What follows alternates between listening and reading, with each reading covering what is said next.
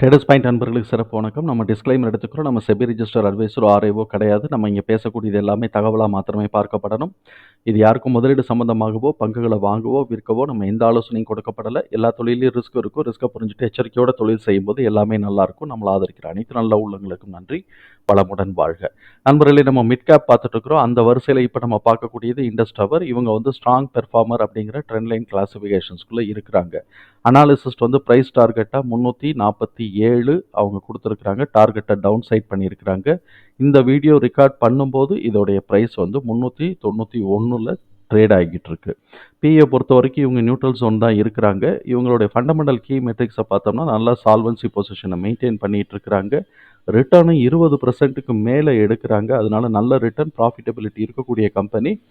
Dept to equity 0.2 தான் இருக்கிறதுனால theoretical லிமிட்டுக்குள்ளே இருக்குது. ஸோ இப்போ நல்ல தியரிட்டிக்கல் லிமிட்டில் இருக்கக்கூடிய டெப்ட்டு நல்ல ப்ராஃபிட்டபிலிட்டி கெயின் பண்ணக்கூடிய கம்பெனி. அதே மாதிரி சால்வன்சி பொசிஷனை நல்லா மெயின்டைன் பண்ணிட்டு இருக்கிறாங்க.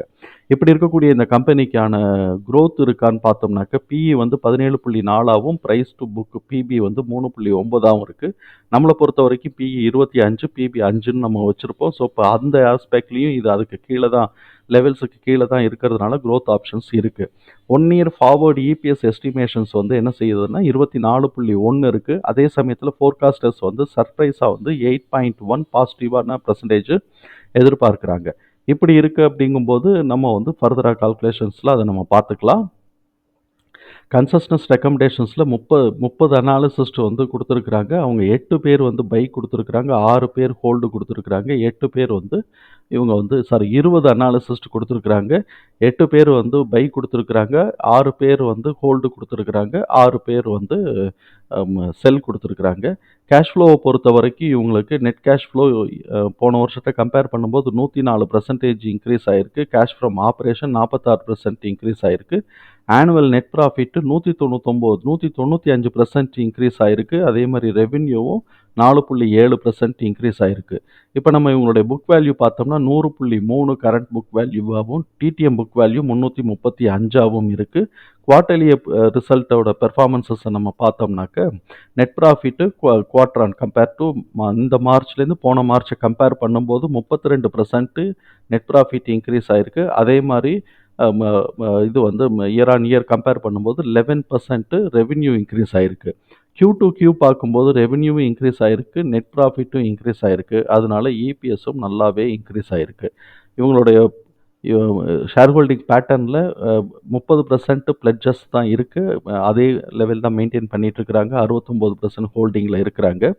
எஃப்ஐஐஎஸ் என்ன பண்ணி வச்சுருக்கிறாங்கன்னா கிட்டத்தட்ட 4% இறக்கி வச்சுருக்கிறாங்க. டிஐஎஸ் வந்து 2.5% ஏற்றி வச்சுருக்கிறாங்க.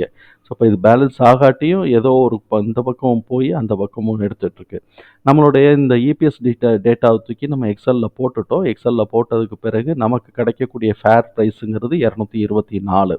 அது இப்போ வந்து கரண்ட் ப்ரைஸோட ரேஷியோவில் நம்ம பார்க்கும்போது 1.7 இருக்குது. நம்மளை பொறுத்த வரைக்கும் 2.5 வரைக்கும் நமக்கு ஸ்கோப் இருக்குன்னு தான் சொல்லுவோம். அப்போ 224 இன்ட்டு 2.5ன்னு போட்டோம்னா கிட்டத்தட்ட 560க்கு ஸ்கோப் இருக்குங்கிறத மனசில் வச்சுக்கிறோம்.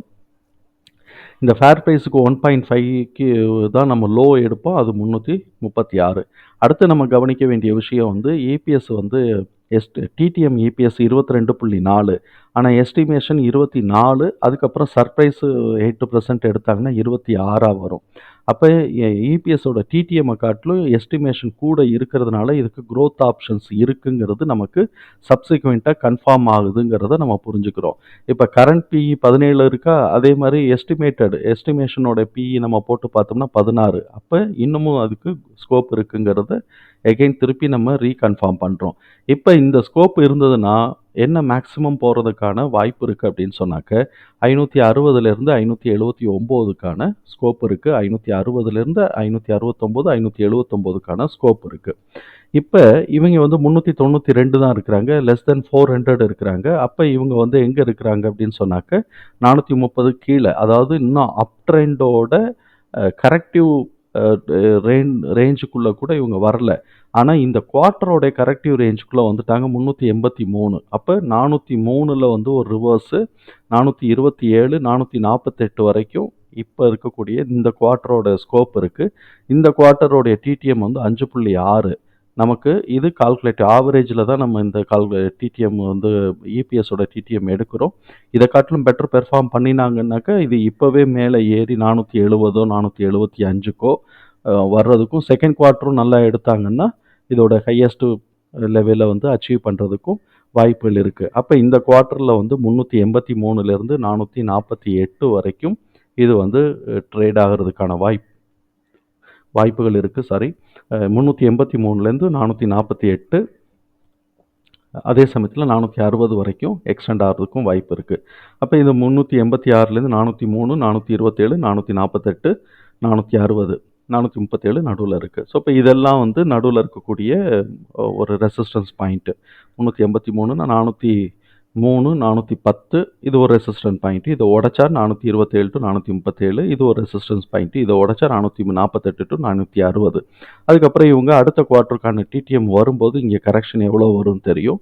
அது வந்து ஒரு நல்ல பாசிட்டிவாக இருந்துச்சுன்னா கரெக்ஷன் வந்து 427லேயே இது வந்து ரிவர்ஸ் எடுத்து, அதாவது ட்ரெண்ட் வந்து கரெக்ஷன் வந்து சப்போர்ட் எடுத்து திருப்பி மேலே அடுத்த கட்டத்துக்கு மேலே எடுத்துகிட்டு போகிறதுக்கான வாய்ப்புகள் இருக்கும். அப்படி அடுத்த கட்டத்துக்கு எடுத்துகிட்டு போகிறாங்கன்னா 519, 526, 534, அதை உடச்சி போகும்போது 560லேருந்து 579 இதுதான்.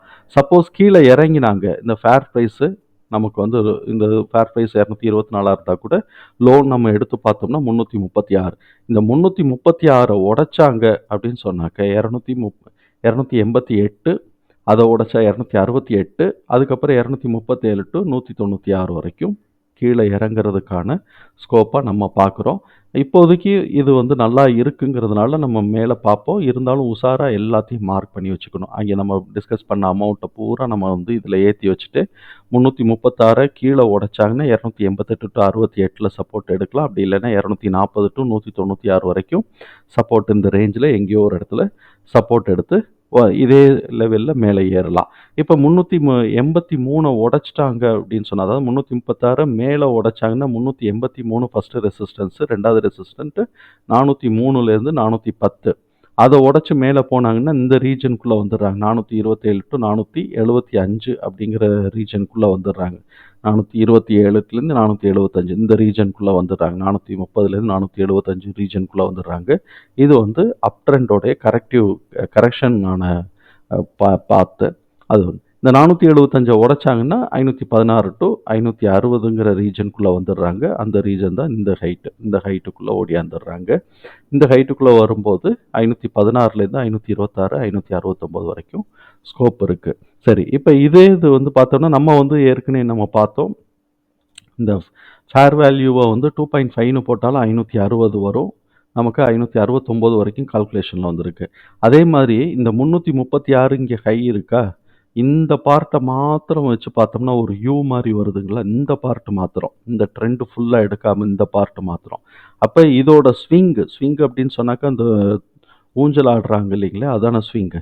இந்த ஸ்விங் இப்படி கீழே வந்துட்டு இப்படி மேலே எடுக்குதுனாக்க இந்த கேப் அப்படியே மேலே வந்து கொண்டு போகுது அப்படின்னு சொன்னாக்க 200 டிஃப்ரென்ஸ் இதுக்கும் அதுக்கும் 135 வருது, 136ன்னு வச்சுக்கலாம், 336, 200 டிஃப்ரென்ஸ் வருது.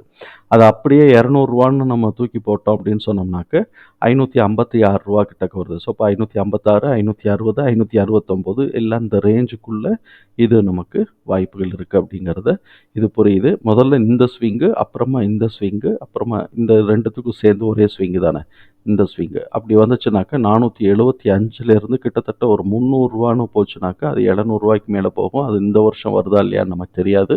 இருந்தாலும் நம்ம இங்கே போட்டு வச்சுக்குவோம். 569 இந்த வருஷத்துக்கான மேக்ஸிமம் ஸ்கோராக இருக்கிறதுக்கு வாய்ப்பு இருக்குது. அதுக்கு மேலே போகுது அப்படின்னு சொன்னாக்க இந்த ஸ்விங்கு தான் வேலை பார்க்க மாதிரி இருக்கும். தகவல் நமக்கு பயனுள்ளதாக இருந்ததுன்னா சங்கருக்கு ரொம்ப சந்தோஷம். நம்மளை ஆதரிக்கிற அனைத்து நல்ல உள்ளங்களுக்கும் நன்றி. வளமுடன் வாழ்க.